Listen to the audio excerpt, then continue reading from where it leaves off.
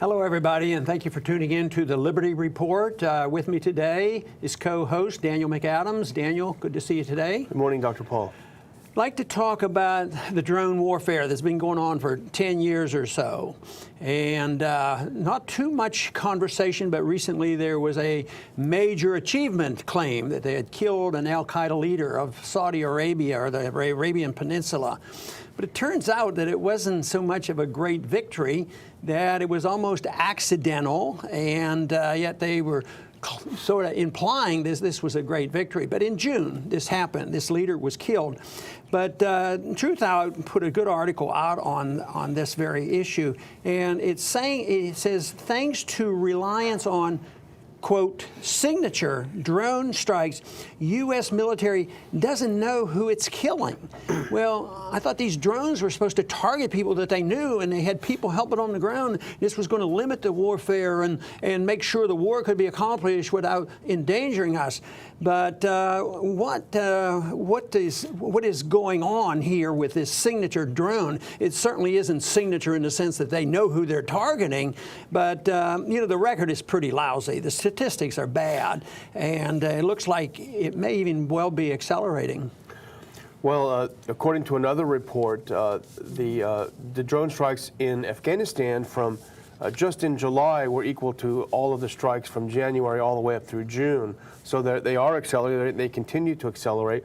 But you're right, this use of signature strikes, I think most people don't understand that when these drones don't target known individuals, they target certain behaviors rather than suspects.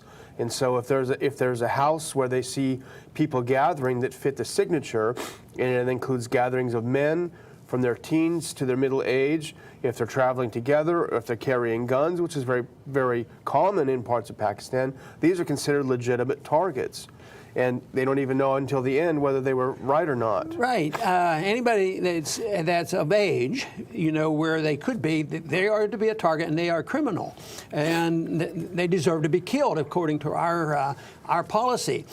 But the conclusion to this is, unless posthumously intelligence proves them innocent. So, yeah, they're going to grant that they made a mistake and they were innocent after they kill them. Yeah. That makes a heck of a lot of sense. And they wonder why we're so unpopular. Yes. But this June strike, where they didn't know who it was they were killing, this follows a couple of other high-profile ones that, in a way, fortunately, although unfortunately, the strike in April that killed the two hostages. There was such an uproar over this, especially because one of them was an American aid worker and was an Italian aid worker. There was such an uproar, but that the Obama administration felt it had to explain a little bit more than it had, because these are done in absolute secrecy. And so they pointed out that they had no idea who was in this compound. They had just identified it as an al-Qaeda compound, and that's why they hit it, and that's why they attacked it. So there's no they don't know if there are civilians in the vicinity or what. It's targeted, and that's what happened. And this also happened back in January when another American, this Adam Gadon, was killed. It was also by accident. They had no idea who was in the compound. They identify a place as a compound. It could be maybe the women are bringing lunch, or the kids are playing outside, or what have you, but it's a compound, it's a target, and it gets hit. Well, I think this is very, very dangerous, because it's justified by saying it's limiting warfare. They don't drop bombs, and they won't kill innocent people, and we can target individuals. Now, one of the early ones, or a few years ago, al-Awlaki, an American citizen, was targeted on purpose. But then the cousin or the nephew was also killed. He probably was intended, but he was collateral damage, and that is, they just put up with this, and they say that's part of the process. Yeah. Well, the Guardian newspaper has done a lot of good reporting, and they pointed out that, men loading fertilizer into a truck may be making a bomb, but they also may just be farmers.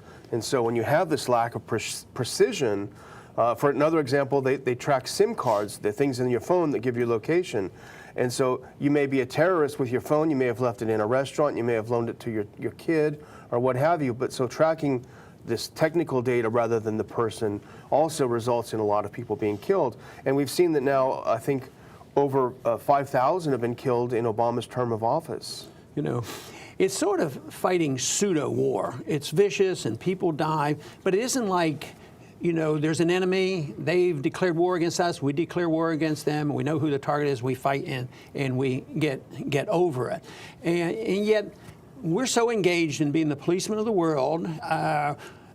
Americans don't want it, and the people around the world don't want us to assume that we should invade. So, and the American people have been disgusted with it, so they're holding back. You know, even when the bombing of Syria was considered, the American people said no. But this is contained, it's restricted. It looks like you can do this and it will achieve what we want. And it reminds me a little bit about how sanctions go, short of war. And I think sanctions are very serious because when you deny people raw products and medicines and things, that to me is enough for a person to feel like they're being, a war has been declared against them. But this, people in Congress who generally would like to see themselves as anti-war will go along with sanctions and they'll say, oh yeah, this will be limited.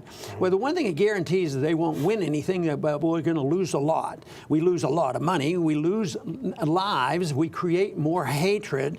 And matter of fact, you know, if you look at the statistics about suicide among our veterans, people who run these drone missiles sites are susceptible to it too, because there must be an effect on them. I mean, they're not even in the battlefields, and they didn't have to worry about stepping on mines, but they still come back with their minds all shaken up and end up committing suicide. So this cannot replace it, but the neocons may well say agree with this. Yeah. Oh yeah, they agree with that, and that's why we don't like to mess around. We want to send in the troops. Sure. I mean, a guy like Lindsey Graham, you know, will be yelling and shouting about sending the troops, and he's already taken that position.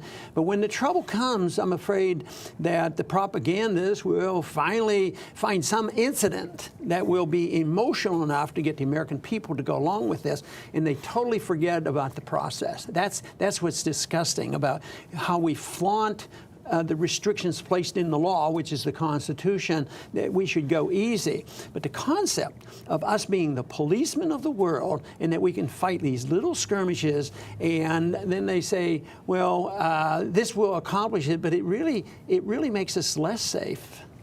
Yeah, you know, the media loves to propagandize Americans. They love to give a good news story. We killed an Al-Qaeda leader, but why does it seem like another one always pops up? You know, it's like they're dealing with the symptoms and not the cause of the problem. Right, and it's propaganda, and unfortunately, I think it's the source of a lot of problems. But back to my old argument, which I use frequently, is, what would the American people think if in their neighborhood they had just heard that a drone missile fell on an individual but killed 10 innocent people, and it came from a foreign government that had a foothold in our country, and they were launching them from our own country. It's a foreign government. Do you think all Americans, Republicans and Democrats and independents, would come together and say, get rid of the foreigners? And I think that's all that this does. And yet we never seem to change. We get somebody in like Obama, who's supposed to be more for peace, and here he is in a major war. Matter of fact, that drone was in Yemen. Mm-hmm. He's all for that war. Now he wants to expand the war in Syria, and these drones are hitting Pakistan still, and Afghanistan and Somalia. But the principle is still there, and that is going to continue. And unfortunately, I think we're going to be more vulnerable. Yeah, you know, I think we mentioned this in an earlier show, but there was this study a couple of years ago by Stanford and NYU Law School about the effects of drones on the population in Pakistan and Afghanistan, and it found that, not really surprising, but it found that the physical harm that it does aside, the effect that it has on the population is to terrify them. They wander around in a constant state of terror, of fear, as we would if, you know, we're here in South Texas. Just think if every month or every couple of weeks someone got hit in our vicinity. Out of the sky. Out of the sky. Yeah. And even if there were some bad guys that we were happy they got killed, we would still be up in arms and terrified about this. The other thing that the human rights group Reprieve did a study, and they found that 28 unknown people were killed for every targeted person by drones. So 28 people have no idea who they are for everyone we mean to kill. Well, of course, afterwards, our government may check and find out that they weren't, terrorists and they weren't combatants. But what good does that do? The damage has already been done. And you say, well, it's one individual. No, it's maybe for one person, there's going to be dozens and dozens, friends and neighbors and relatives, and all these individuals are going to be, motivated to try to stop us, and they turn their anger toward us. And I mean, have we had any achievement? What have we achieved since President Bush started it? Obama accelerated it in all these years. Are any of these countries any more stable than they were when we started? Are we any safer? Or are they any more pro-American than before? I don't think that anything's been achieved, and a lot of harm was done. But some conspiracy people say, well, that's deliberate. They can't be that stupid. It can't have that many unintended consequences. But that remains to be seen, because we know what the facts are. The facts are that we're engaged here and we're doing these things, and they don't like it, and it doesn't seem to go away. It seems to be expanding, and it boils down to our foreign policy. I think that unless we address our overall foreign policy, these problems are going to continue. How silly this can be doesn't get out on the news. It's not going to be on the TV and riling up the people and say, hey, quit this. We don't need these drones. We don't need to be constantly in these countries around the world.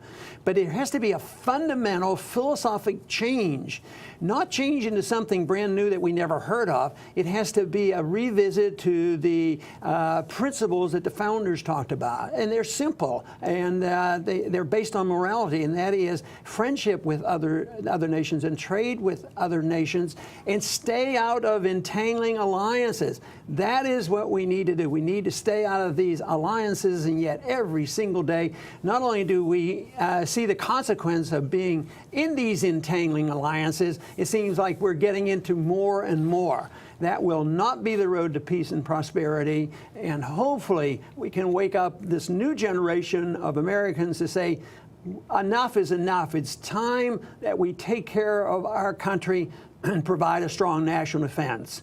For peace and prosperity, that is a necessity. Thank you very much for tuning in to the Liberty Report, and come back soon.